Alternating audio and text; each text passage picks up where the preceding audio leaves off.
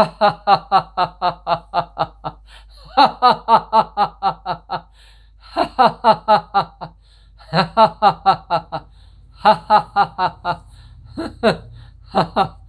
Friends, आप अपने screen पर देख रहे हैं डॉक्टर सुबोध चंद्र सिंह को जीएसएमपी क्लिनिक एंड न्यूज चैनल के अंतर्गत। आप सोच रहे होंगे कि हम आज इतना हंस क्यों रहे हैं। जैसा कि आप सभी जानते हैं कि अधिकतर वीडियो मेरा लेप्रोसी पर आता है, यानी लेप्रोसी का मतलब कुष्ठ रोग, सुनबहर, हैंसन डिजीज एचडी के नाम से भी जाना जाता है। ये बीमारी इतनी गंभीर है कि भारत सरकार ने फ्री ऑफ कॉस्ट एमडीटी की दवा हर सरकारी अस्पताल में उपलब्ध करा दी है और इसकी जांच भी फ्री में होती है। आप सोच रहे होंगे कि आज हम हंस क्यों रहे हैं। हंसने का मुख्य कारण क्या है? भारत में हर घर में आपको डॉक्टर देखने को मिल जाएंगे और विशेष करके कोरोना काल में ज़्यादा, और कोरोना काल के बाद में किसी के घर में जाइए तो नीम तुलसी का काढ़ा, ये आपको गिलोय का काढ़ा चारों तरफ मिल रहा है। पहले जब अंग्रेज के ज़माने जब नहीं थे, अंग्रेजों का प्रभाव जो इस देश पर नहीं था, तो दही चिवड़ा, दूध चिवड़ा, भरपेट भोजन खाने के लिए लोग देता था। लेकिन अंग्रेज ये चाय बेचकर पूरा दुनिया पर शासन कर लिया और उन लोगों का लत लगा दिया गया और उसी से लोगों का सुबह का काम चल जाता है। चाय पर डिपेंड रहने वाले व्यक्ति को तरह तरह का शरीर में विकृति देखने को मिलता है। थकान, आपको कमजोरी, सेहत का हमेशा अच्छा नहीं रहना, तरह तरह का थायराइड, बीपी, शुगर, कई आप प्रकार की बीमारियों को जन्म दे सकता है। चाय से हानि नहीं है, लेकिन चाय को ये भोजन का रूप मान लेना, चाय पीकर चल देना 3-4 घंटे तक, 5 घंटे 6 घंटे के बाद आना खाना खाने के लिए, ये सभी के लिए घातक है। घी जब लोग खाते थे तो काफ़ी हृष्ट पुष्ट लोग रहता था और अंग्रेज भारतीयों को कमज़ोर करने के लिए तरह तरह का टिप्स देकर गए। फिर भी हम किसी के दरवाजे पर जाते हैं आजकल तो चाय बिस्कुट जो दिया जाता है, नाश्ते में चाय किसी को दिया जाता है, उसके बदले में काढ़ा लोग सबको देना शुरू कर देते हैं। अरे भाई, ये क्या है? तो डॉक्टर साहब, एक काढ़ा है, काढ़ा पीने से आदमी स्वस्थ रहता है। हम ये काढ़ा पीने से स्वस्थ रहता है तो इतने लोग मर क्यों गए? हम आपके दरवाजे पर हम आपसे इलाज लेने के लिए नहीं आए हैं, बल्कि हमको वो दूध वाला ही चाय दे दीजिए। यदि आपको प्रॉब्लम है तो आप काढ़ा पीजिए। सब जो भी आपके दरवाजे पर पहुंच रहा है सबको काढ़ा मत पिलाइए। तो ऐसे तो हमारे पास दवाओं का बहुत ज़्यादा भंडार है। अपने हम लोग दवा दिन भर देखते रहते हैं, पढ़ते रहते, सोचते रहते हैं कि लेप्रोसी के लिए कौन सा सटीक दवा होगा और इनकी बीमारी जड़ से कैसे ठीक होगा। शुरुआती दौर में एक दवा से लेकर 7 दवाओं का सीरीज आज बन चुका है लेप्रोसी के लिए। इसमें कितने तरह के दवाओं का रिसर्च किया गया है लेप्रोसी को जड़ मूल से ठीक करने के लिए। यदि आपका लेप्रोसी, हैंसन डिजीज, सरकारी दवा एमडीटी से यदि आपको ठीक नहीं हो रहा है आपका बीमारी, तो आपको घबराने की ज़रूरत नहीं है। होम्योपैथिक दवा से बिल्कुल आपका बीमारी जड़ मूल से चला जाएगा।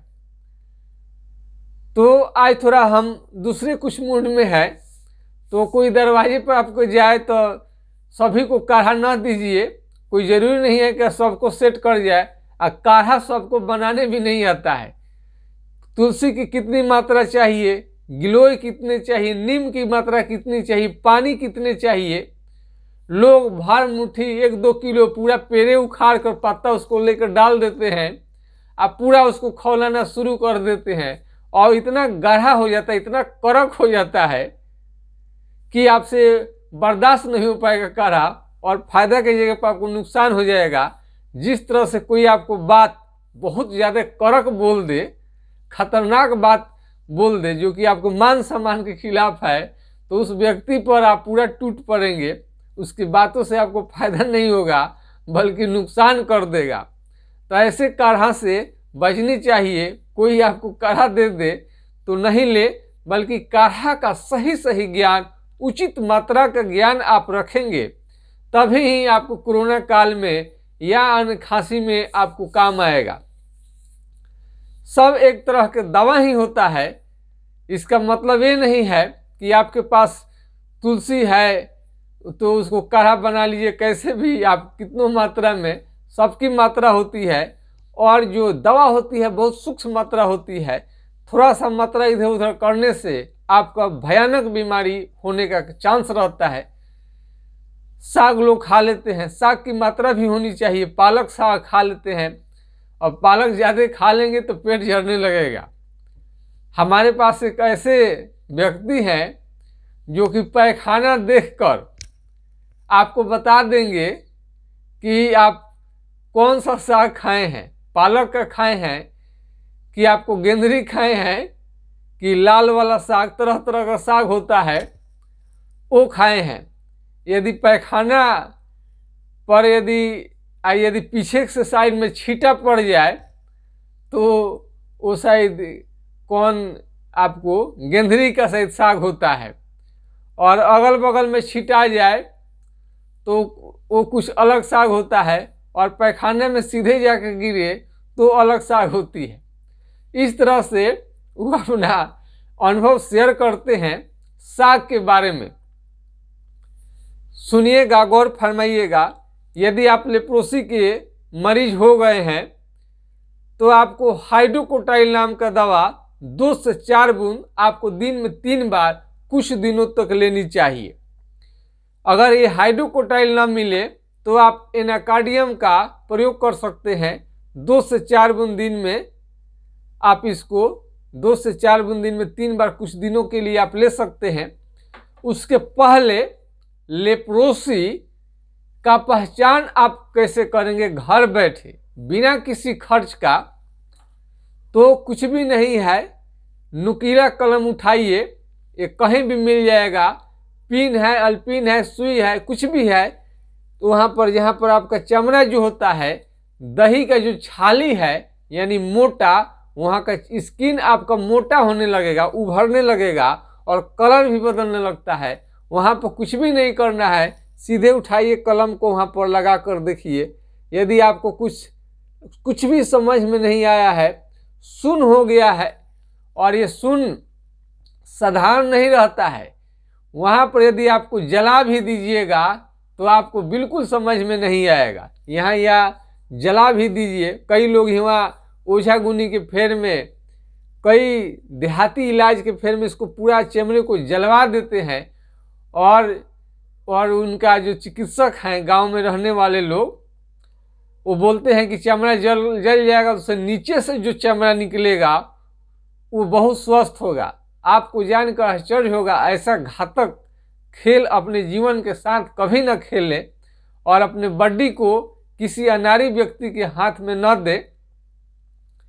ये चमड़ा जल जाएगा, उसे ऐसा कुछ भी नहीं है कि फिर वैसा ही आपको आएगा। ये एमडीटी से आपका रोकथाम जरूर हो जाता है, लेकिन जब भी आपका बीमारी ठीक होगा तो होम्योपैथिक दवा से ही ठीक होगा।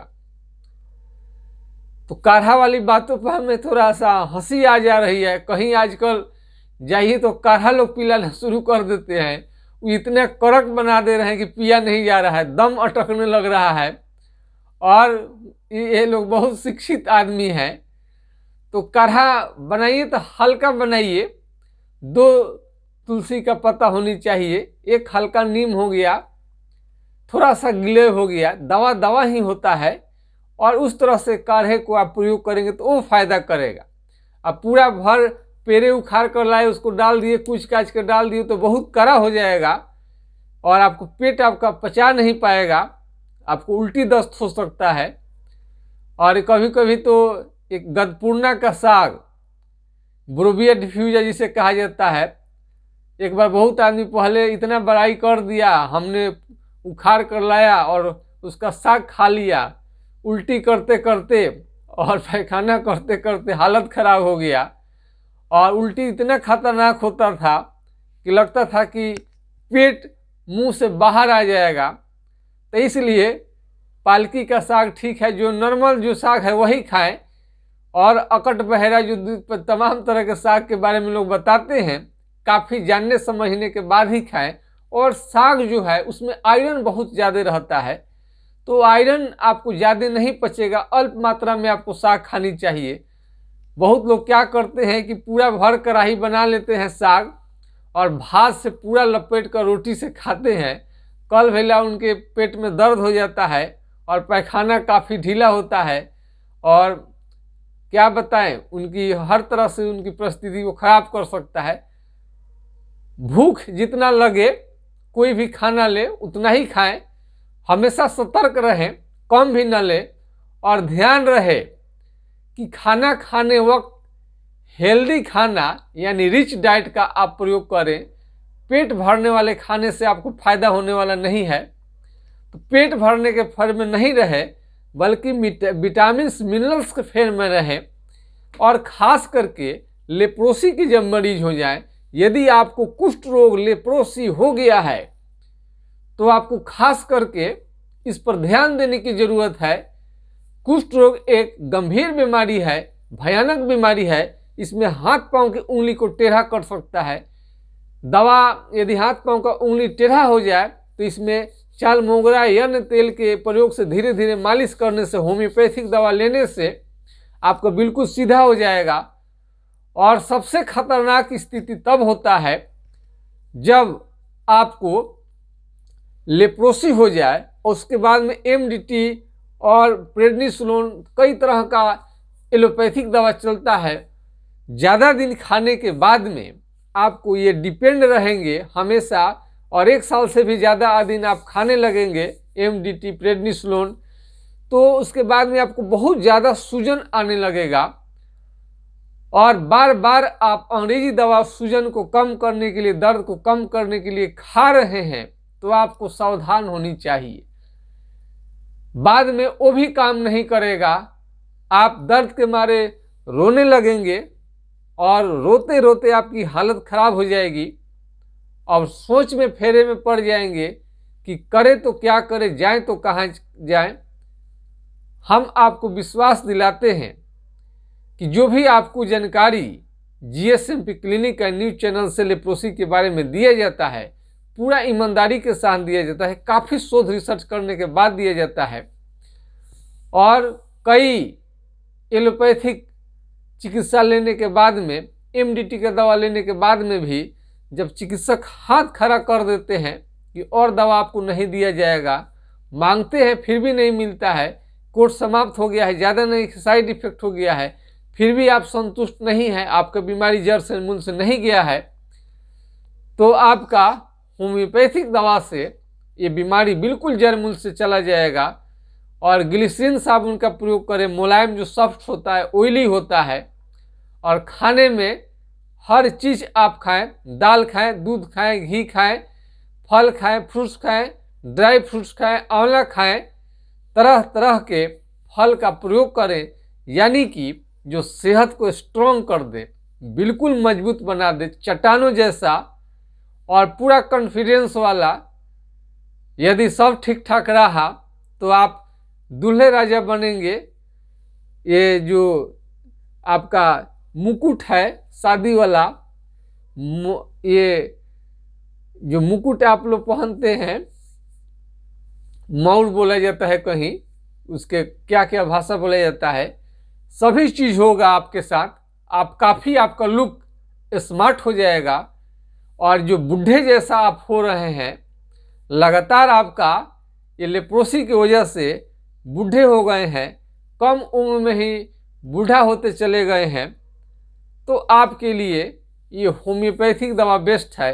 पुनः अपने जवानी को प्राप्त करेंगे, पुनः पूर्ववत आपकी स्किन, चमड़ा जो भी है कहीं का दिक्कत है तो आपका ठीक हो जाएगा। हम ऐसे ही नहीं कह रहे हैं, कई मरीजों का हमारे पास टेलीफोन नंबर उपलब्ध है जिनका उपचार के बाद ठीक हो गए हैं।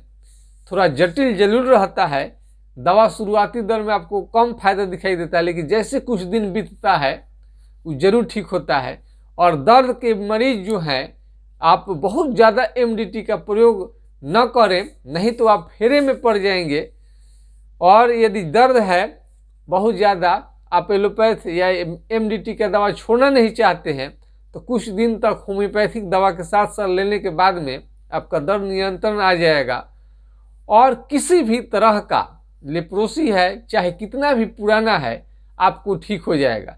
ज़्यादा पुराना लेप्रोसी होने न दें, तुरंत इलाज चलेगा तो बढ़िया है, नहीं तो आपको उसमें शरण हो जाएगा, अंत में टीबी कैंसर के रूप में बदल जाता है और आपको ऑपरेशन करा के उसके पूरे गले चमड़े को काट के फेंकना पड़ जाएगा। उसका कोई उपाय नहीं है, रिकवरी भी नहीं होता है। इसलिए जब आप स्वस्थ रहें तो लापरवाही न करें, सही जानकारी रखें, एमडीटी पर डिपेंड ना हो, अंग्रेजी दवा जो होता है इस पर डिपेंड ना हो ज़्यादा, होम्योपैथिक दवा खाएं तो आपका शरीर जो काला पड़ रहा है और झंझनाहट है, कमजोरी है, थकान है, मोटा चमड़ा पड़ा हुआ है, सब कुछ चला नॉर्मल हो जाता है और आप पुनः जवान होंगे, यंग होंगे, देखने में काफ़ी सुंदर होंगे, स्मार्ट हो जाएंगे, हीरो के तरह आपका चेहरा हो जाएगा, बिल्कुल पूर्ववत और बूढ़े जैसा हो रहे हैं, जवानी को प्राप्त करेंगे। इसी और आशा विश्वास के साथ आप हमें अपने चैनल से, लोकप्रिय channel YouTube channel जीएसएमपी clinic news से हमें इजाज़त दीजिए। हमारा चैनल देखने के लिए आप सभी का बहुत बहुत धन्यवाद, बहुत बहुत बधाई।